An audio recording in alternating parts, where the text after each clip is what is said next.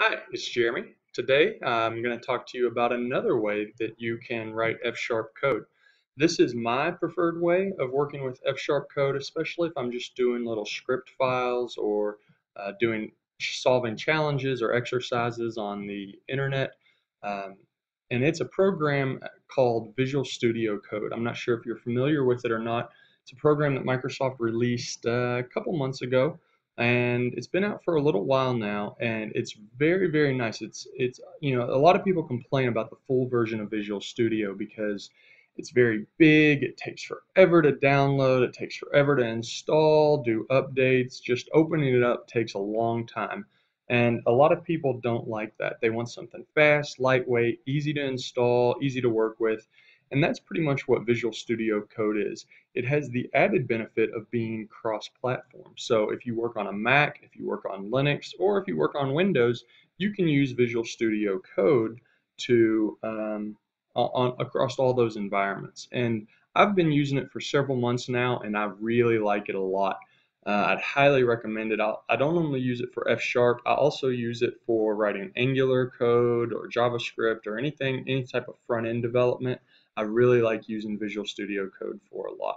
So I'm going to walk you through how to get set up with Visual Studio Code.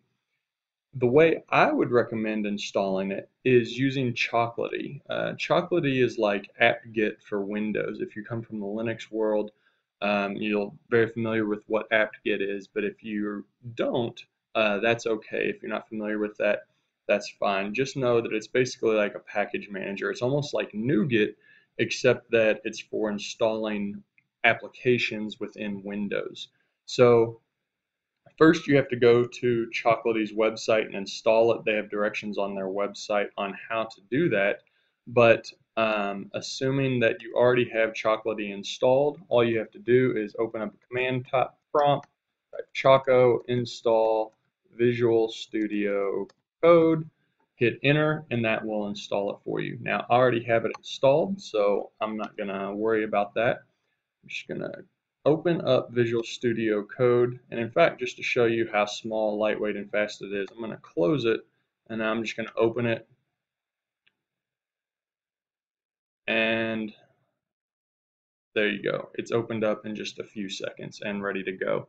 So that's why one of the reasons that I really like Visual Studio Code.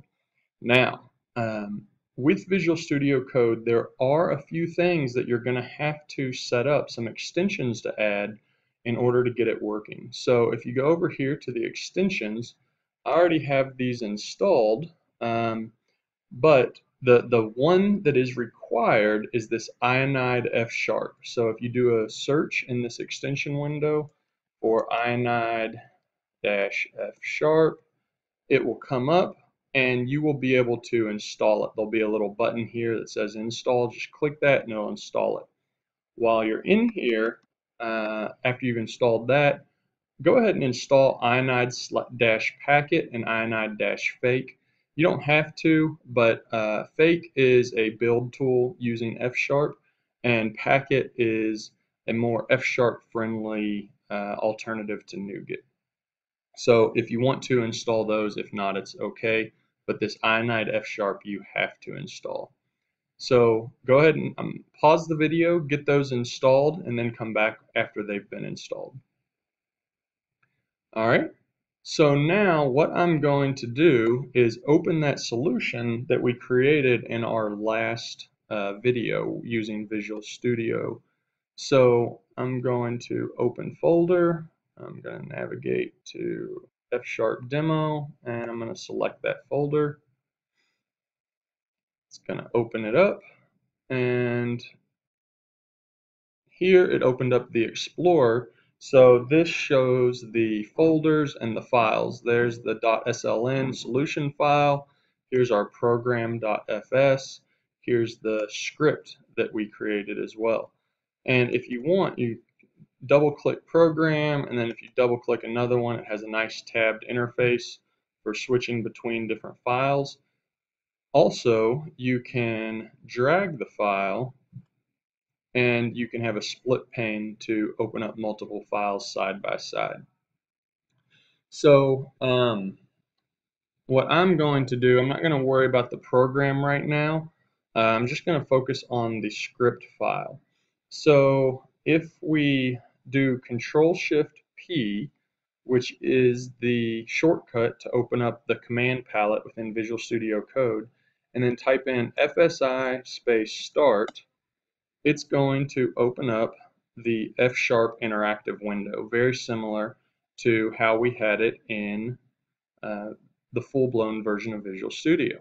Now I'm going to go ahead and close out program.fs. I'm just going to work with the script.fsx file. Again, just like we did in the last video, I'm going to do let a equals 5, let b equals 7, and I'm going to, well, let's just do that. Let's run that.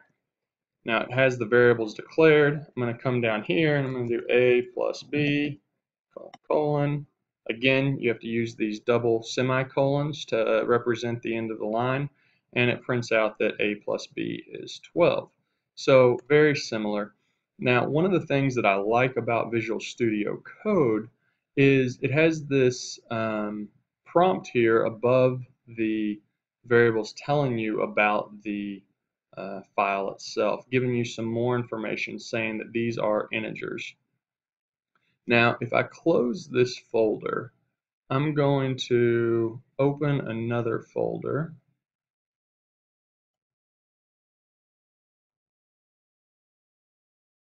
And don't worry about this. I'm just opening up an existing solution that I have. And I'm going to, it has a little bit more code in it, a little bit more meat to the demo, I guess, rather than just a simple script file. So I'm going to go into functional programming, recursion, and Fibonacci numbers. So this is just, again, you notice the extension is .fsx, so you know it's a script file. And you have open system. So F# runs on the .NET runtime. So just like in C# you have the system namespace, we have that exact same namespace within F#.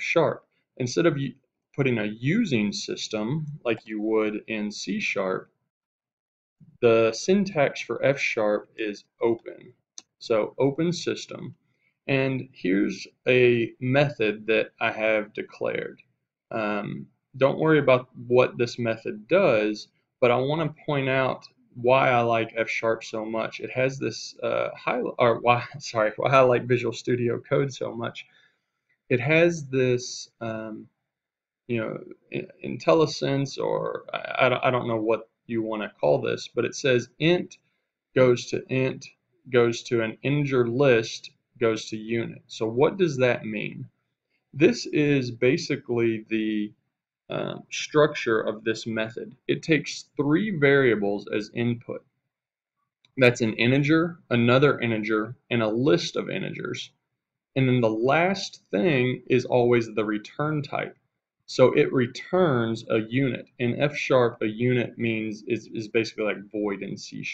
So this method does not return anything at all. And here you can see let the method name. This REC just stands for recursive. Don't worry about it. I don't want to get into the details right now. We'll do that in a future video. And then these are the 3 variables that it takes as parameters. So rows is an integer, just like here it says integer. When we highlight over it, it says that it's an integer there. Iter is also an integer. You can either hover over it and it'll show that it's an integer, or you can look in this right here and it shows it's an integer. And then last row is an integer list, or a list of integers. And again, you can hover over it and see that, or look at it here. Now, one of the big differences with functions between F# and C#, in C# you have to declare the return type. F# has a fantastic typing system, and very rarely do you actually have to ever declare the types of a variable. If you notice, I specified rows, I specified iter, and I specified last row. I never said what types of variables these are.